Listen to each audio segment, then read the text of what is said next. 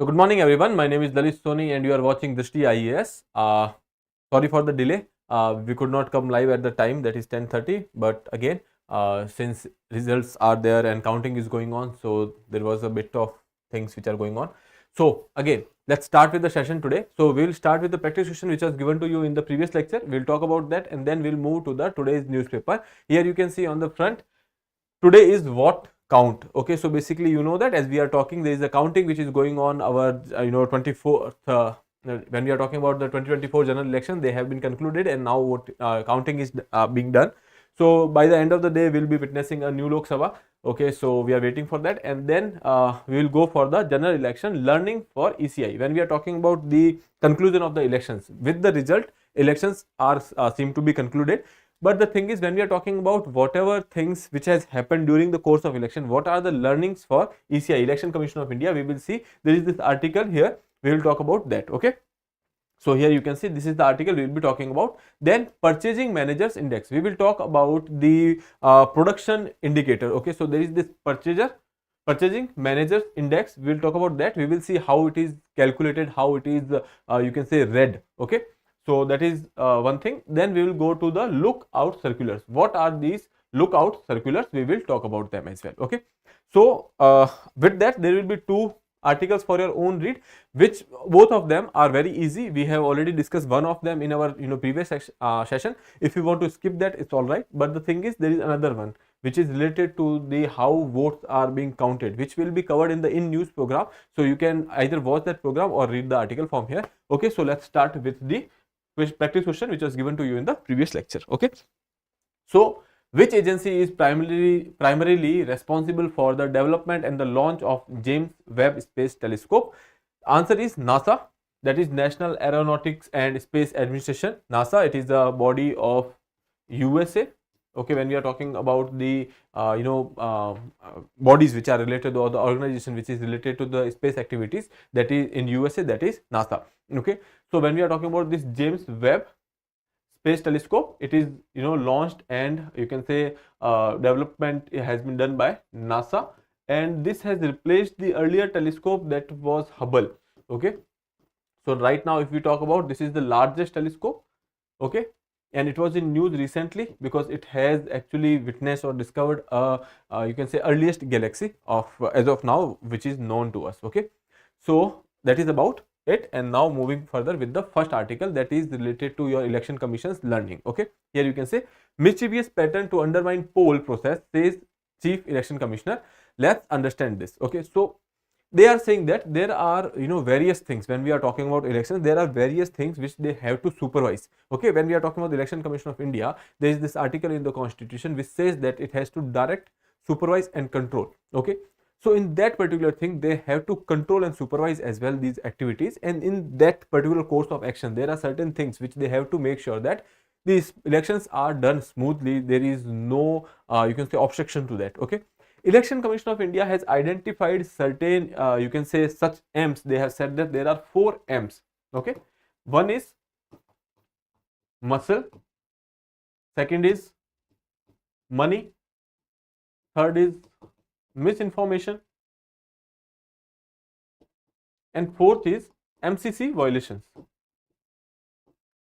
Now these are the 4 M's which Election Commission of India has identified earlier, and they used to work on that, like muscle power, which is been used by the various political parties during the course of the election, or various bodies at that point of time. Second thing is money. Okay, so the use of money, for that there are various legislations as well. Otherwise also Election Commission of India keep a tap on that. Then misinformation, which is propagated during the time of the elections, and the MCC violations. You know that moral code of conduct is that. Okay, that model code of conduct is basically to put a bar or the restriction on the conduct of certain political parties and their candidates. Okay, so that is MCC violations. Okay, other than that, they have said that there is 5th M. Okay, 5th M, that is basically mischievous information or mischievous narratives which are created during the time of elections. Okay, so we will talk about that. Now coming to the article here, announcing that the Lok Sabha election had created world record with 64 crore voters. So that is for the first time highest number of voters has voted in the general election 2024, and that is the world record. Okay, so we can say that India is the largest democracy, which is the case anyways.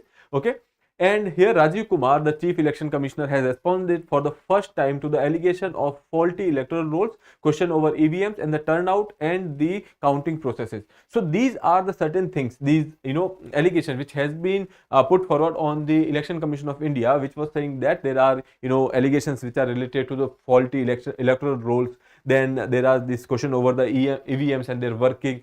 Then you can say there was this issues related to the turnout and the counting process, etc.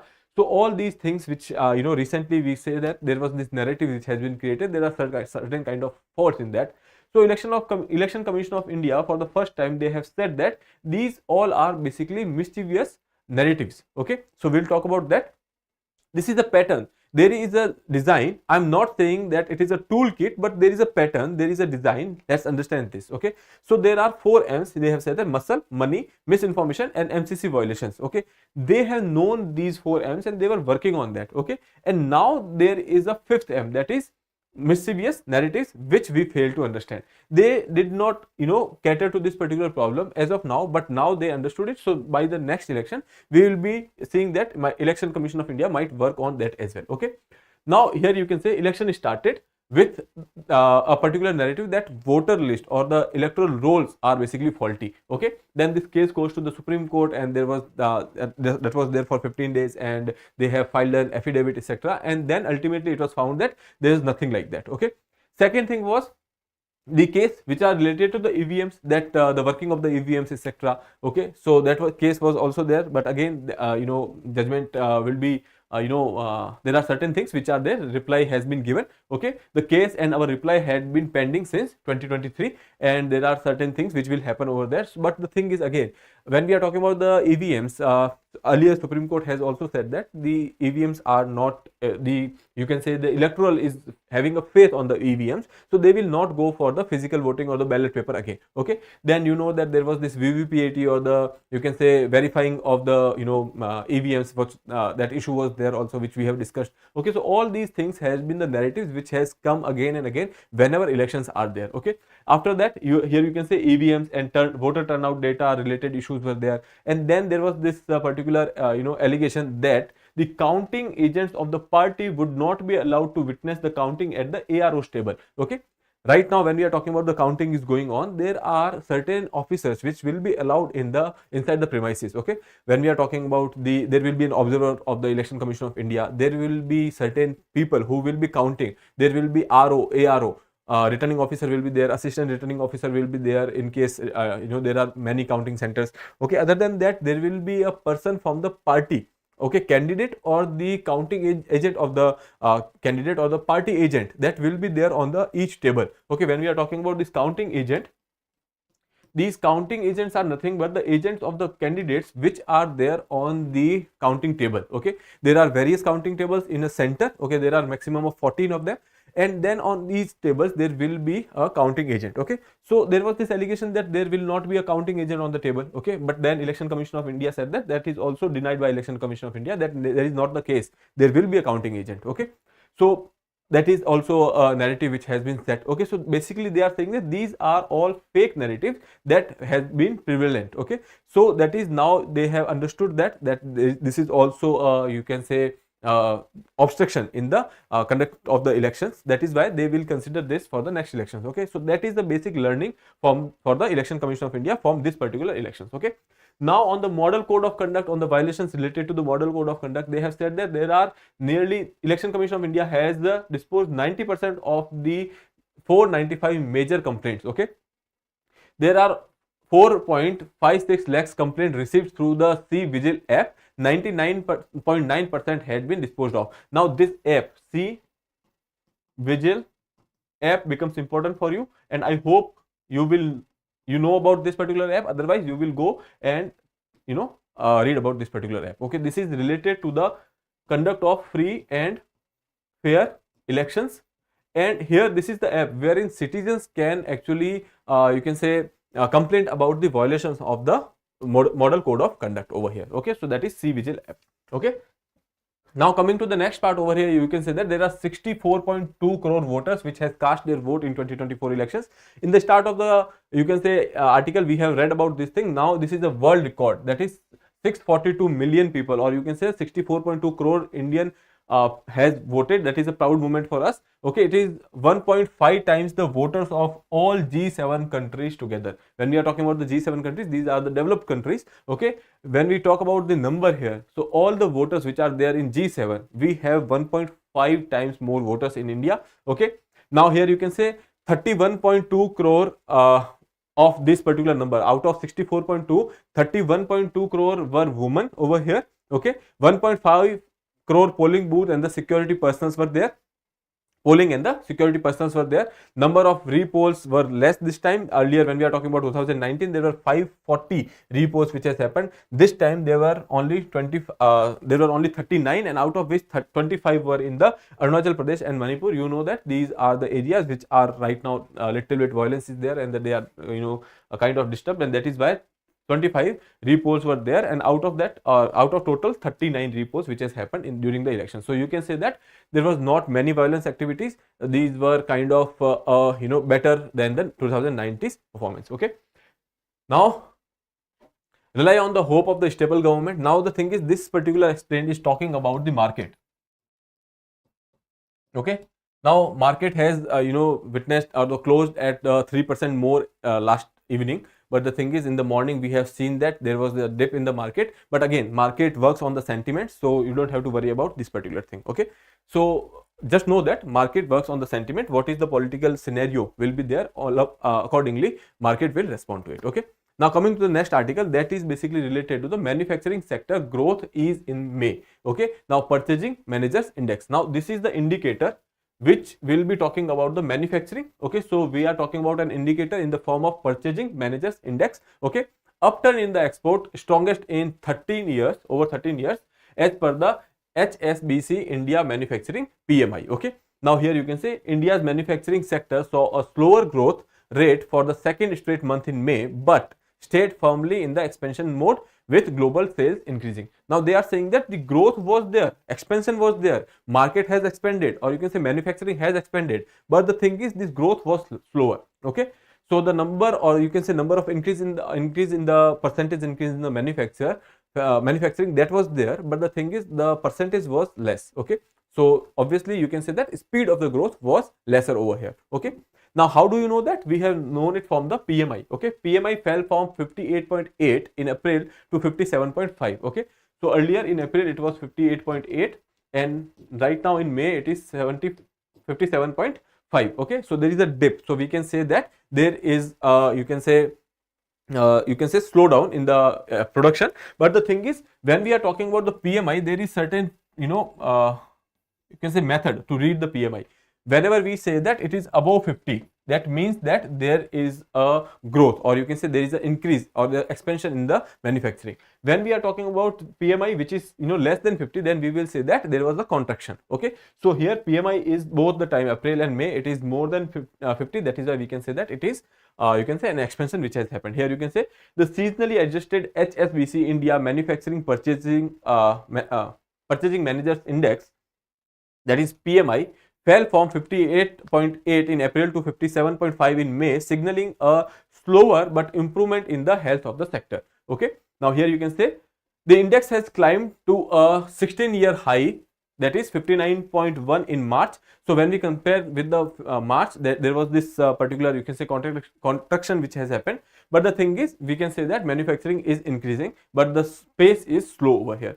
Now a print above 50 means expansion, and a score below 50 denotes contraction. Okay, so right now we are having a score which is above 50, so we are saying that it is an expansion over here. Now it is slowed, led by the softer rise in the new orders and output. Okay, there were new orders were less, because of which the production was less. Okay, second thing is reduced working hours amid the intensive heat waves, because of which the production has fallen. Okay, because the heat waves was that, so working hours were reduced, and that is why production was reduced. Okay, so that is why it has slowed down. When we are talking about the purchasing managers index, here we will talk about it. It is an indicator of business activity in the manufacturing and the service sector. Okay, for the manufacturing sector as well as service sector it is there. PMI is usually released at the start of every month. It is therefore considered a good leading indicator of the economic activity, because it is periodic, it is for every month. Okay, Now calculation, it is surveys based on the measures asked the respondent about the changes in their perception about the key business variables as compared with the previous month. Okay, so there are certain variables are there, certain indicators are there on which they will be asking about the perception, okay, with respect to the previous data. Okay, it is calculated separately for the manufacturing and for the services sector. Then there will be a composite index which will be you can say manufactured. So basically here what happens is that you will take data for manufacturing, you will take data for services, you will create different indexes for that, and then you will make a composite index. Okay, so if someone asks you that PMI is for the manufacturing only, no, it is for manufacturing as well as you can say services. Okay, so that is purchasing managers index. Okay, now how it is calculated, we have seen how it is read. So as I told you that it is from 0 to 100. Okay, and 50 is the benchmark which is set. If it is less than 50, that is basically a contraction, and if it is more than 50, that is basically expansion. Okay, PMI above 50 represents an expansion when compared to the previous month. PMI under 50 represents a contraction, and a reading of 50 indicates that there is no change. Okay, a PMI of previous month is higher than the PMI of the current month. Okay, if the PMI of the previous month is higher than the current month, that means that economy is contracting. So basically when we are talking about the present case wherein it has from 58 to it gone to 57 point something, so we can say that there was this contraction, but again production is increasing but the speed is slower. Okay, so that is about PMI. Now moving further to the next article, that is related to your lookout circulars. So what are lookout circulars we will see, but what is the news here is that in 2018 or you can say when we are talking about these lookout circulars, here are certain 1071 lookout circulars which has been released. Okay, so maximum are from SBI, and there are different banks which are given over here. Okay, now issue is related to the issuance of these lookout circular, who has the authority to do it. Okay, even High Court has talked about it, but again let's see. We will start with the, you can say, article over here. In their bid to recover money stuck with the absconding willful defaulters, 6 public sector banks PSUs has issued 1071 lookout circulars since 2018 to prevent them from the fleeing to other countries. So you must have heard about this term, that is willful defaulters. Willful defaulters are those people who are basically going for a default, but still they have the assets to repay the loan or the any kind of obligation which they have or the liability they have. They have the resources to actually pay them, but they go for going for a default. Okay, so basically these are the person who has the assets but they are willfully going for the default. They do not want to pay back. Okay, such people are basically called as willful defaulters. So in this particular case, there are various banks which has gone for the lookout circulars.